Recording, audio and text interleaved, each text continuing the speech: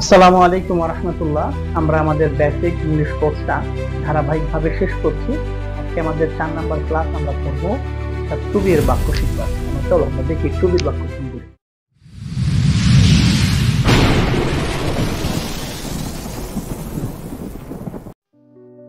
আমরা প্রথমেই বলেছি আমরা প্রথমে বাংলা শিখব, তারপর সেই বাংলা বাক্য থেকে ইংরেজি করার চেষ্টা করব। আচ্ছা, যে বাংলা বাক্যে সরাসরি কোনো ভার্ব থাকে না, যে বাংলা বাক্যে সরাসরি কোনো ভার্ব থাকে না, সেই বাংলা বাক্যগুলোকে টু বি বাক্য। যেরকম দেখো, আকাশ নীল, জামাটি সাদা, পাখিটি সুন্দর, লোকটি ভালো। এই জামা, আকাশ, পাখি, লোক সবগুলো কি নাউন। নীল, সাদা, সুন্দর, ভালো এগুলো সব কি অ্যাডজেক্টিভ। দেখো, এই বাক্যে কি কোনো ভার্ব আছে? কোনো ভার্ব বাংলা বাক্যে নেই। তো এই ধরনের বাক্যকে আমরা বলি টু বি বাক্য। ঠিক আছে, তখন আমরা মনে মনে একটা ভার্ব ধরে নিই। সেই ভার্বটা হলো হয় অথবা ছিল, হয় অথবা ছিল। যদি হয় ব্যবহার করি তাহলে আমরা এম ইজ আর যে কোনো একটা ব্যবহার করি, এবং ছিলর জন্য অথবা ব্যবহার করি। তো আমাদের আবার প্যাসেজ করার সময় ইংরেজিতে প্যাসেজ যখন আমাদের আসে তখন আমাদের খেয়াল করতে হয় প্যাসেজটা কোন বিষয়ের, বর্তমান বিষয়ের না অতীতকালের। তো বর্তমান বিষয় হলে আমরা এম ইজ আর ইউজ করি, এবং অতীতকালের হইলে ওয়াজ আর ইউজ করি। তো দেখো, এখানে আকাশটি নীল, তার মানে কি আকাশ হয় নীল। জামাটি সাদা, মানে জামাটি হয় সাদা। পাখিটি সুন্দর, পাখিটি হয় সুন্দর। লোকটি ভালো, লোকটি হয় ভালো। যদি আমরা হয় ধরি তাহলে ইংরেজিতে কেমন হবে? The sky is blue, জামাটি সাদা। The shirt is white, পাখিটি সুন্দর। The bird is beautiful, লোকটি ভালো। The man is good। হলো না বিষয়টা? যদি আমরা এবার এই হয় পরিবর্তে যদি বলি ছিল, যদি এটা অতীতকালের কোনো বিষয় নিয়ে আলোচনা হয়, তখন যদি হয় ছিল, তখন আমরা কি করবো? জাস্ট এখানে the sky was blue, the shirt was white, the bird was beautiful, the man was good। চলো এবার আমরা নেগেটিভ শিখি। তো কি বলেছিলাম আমাদের একেবারে শুরুর ক্লাসে, যে কোনো বাক্যকে নেগেটিভ করতে গেলে অক্সিলারি ভার্বের পরে নট ইউজ করতে হয়। এগুলো সব কি অক্সিলারি ভার্ব না? তো এরপরে নট বসাই দাও, কি হয়ে যাবে? নেগেটিভ হয়ে যাবে। তো শার্টটি, পাখিটি সুন্দর নয়, তাহলে কি করতে পারি আমরা? The bird was not beautiful, the bird was not beautiful. যদি এবার আমি প্রশ্ন করি, তো প্রশ্ন করার ক্ষেত্রে সেম নিয়ম, যে কোনো বাক্যকে ইন্টারোগেটিভ করতে গেলে সাবজেক্টের শুরুতে অক্সিলারি ভার্ব। তো লিখি পাখিটি কি সুন্দর, পাখিটি কি সুন্দর, তখন কি হবে? Is the bird beautiful, is the bird beautiful. তা কি বলতে পারি? Is the sky blue, is the shirt white. ঠিক এভাবে আমরা করতে পারি, প্রশ্নবোধক চিহ্ন দিব আমরা যখন ইন্টারোগেটিভ করব। তো তো এইভাবে আমরা বাক্যগুলো করব, যে বাক্যে বাংলায় কোনো ভার্ব থাকবে না, সেই বাক্যগুলো হবে কি আমাদের জন্য? সেই বাক্যগুলো হবে টু বি বাক্য। এবং আমরা যদি হয় ইউজ করি তাহলে এম ইজ আর ইউজ করব, যদি সিলেব ধরি তাহলে ওয়াজ আর ইউজ করব। নেগেটিভ করার নিয়ম সেম, ইন্টারোগেটিভ করার নিয়মও সেম।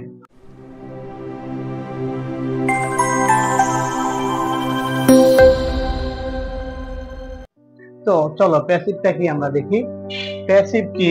যে বাক্যে ভার্ব থাকবে, যে বাক্যে ভার্ব থাকে কিন্তু ভার্বের কাজ কে করে তা বলা থাকে না, অর্থাৎ সাবজেক্ট থাকে না, তাকে প্যাসিভের বাক্য বলে। অর্থাৎ বাক্যে সাবজেক্ট থাকবে না, ভার্ব থাকবে কিন্তু কি থাকবে না?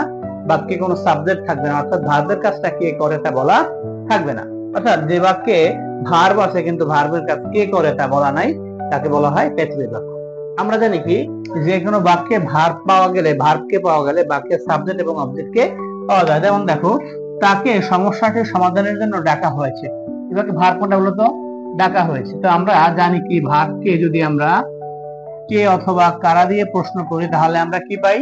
তাহলে আমরা বাক্যের সাবজেক্ট পাই, তাই না? প্রশ্ন করো কে ডেকেছে বা কারা ডেকেছে, উত্তর পাওয়া যায়? উত্তর পাওয়া যায় না। তাইলে এই বাক্যে ভার্ব আছে কিন্তু ভার্বের কাজ কে করে তা বলা নাই, এই ধরনের বাক্যকে বলা হয় প্যাসিভের বাক্য। এখন আমরা শিখবো আজকের ক্লাসে এই ধরনের বাংলা বাক্য কিভাবে ইংরেজিতে করতে হয়। তো দেখো, এই ধরনের বাংলা বাক্যটা শুরু হয় অবজেক্ট দিয়ে, কি অথবা কাকে আমরা যদি বাংলা ভার্বের সাথে দেখি হয় লেখা আছে হয়, তাহলে আমরা এই হয়ের জন্য am is আর অক্সিলারি ভার্ব ইউজ করে ভার্বের থার্ড ফর্ম ইউজ করব।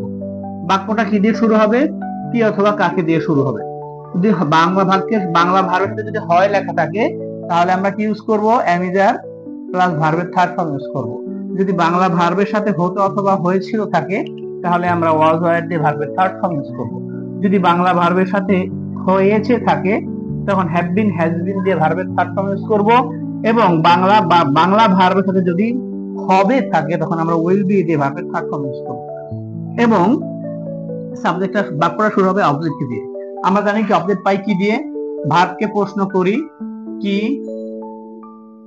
কোথায়, কাকে, নাকি? তাহলে অবজেক্ট দিয়ে শুরু হবে। আচ্ছা দেখো, তাহলে ভার্বকে প্রশ্ন করি কাকে ডাকা হয়েছিল? তাকে, তাহলে হি।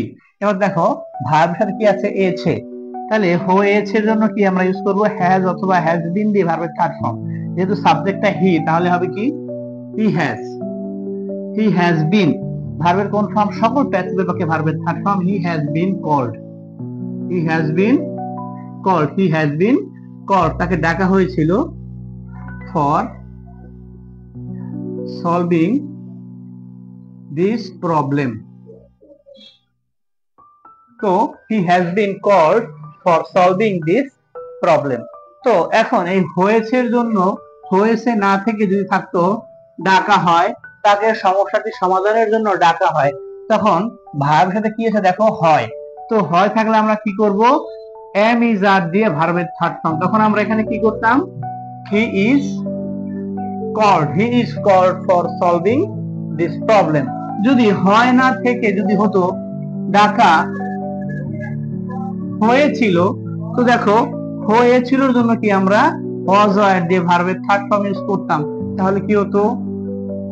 he was called for solving this problem। বিষয়টা কি বুঝতে পেরেছো তোমরা?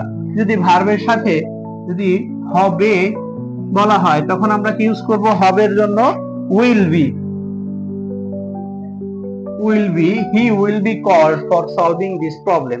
অর্থাৎ এই প্যাসিভের বাক্যটা এমন হবে যে বাক্যে ভার্ব থাকবে, কিন্তু ভার্বের কাজ কে করে তা বলা থাকবে না। তো এবং বাংলা বাক্যের সাথে যদি হয় থাকে, তাহলে আমরা am is আর অক্সিলারি ভার্ব ইউজ করে ভার্বের থার্ড ফর্ম ইউজ করব। যদি হতো অথবা হয়েছিল বাংলা ভার্বের সাথে থাকে, তখন আমরা was আর অক্সিলারি ভার্ব ব্যবহার করে ভার্বের থার্ড ফর্ম ইউজ করব। যদি হয়েছে থাকে বাংলা ভার্বের সাথে, তখন আমরা have been has been তারপর ভার্বের থার্ড ফর্ম ইউজ করব। এবং যদি হবে থাকে, আমরা will be দিয়ে ভার্বের থার্ড ফর্ম ইউজ করে এই ধরনের বাংলা বাক্যগুলোকে আমরা ইংরেজিতে খুব সহজে ট্রান্সলেট করতে পারবো। আর একটা বিষয়, আমাদের অনেকে মনে করি যে বেসিক ইংরেজি ছাড়া বুঝি ইংরেজিতে বলা, ইংরেজি কথা বলা, ইংরেজি লেখা অনেক সহজ। আসলে যে কোনো কাজের জন্য যদি আমাদের বেসিকটা না থাকে, তাহলে আমাদের জন্য সেই কাজটা অনেক কঠিন। তো যে কোনো কাজের মূল জিনিসটা থাকা অত্যন্ত জরুরি। আমাদের ইংরেজি শেখার জন্য আমি যে 5টা টপিক নিয়ে তোমাদের সামনে আলোচনা করলাম, 5টা টপিক খুব গুরুত্বপূর্ণ।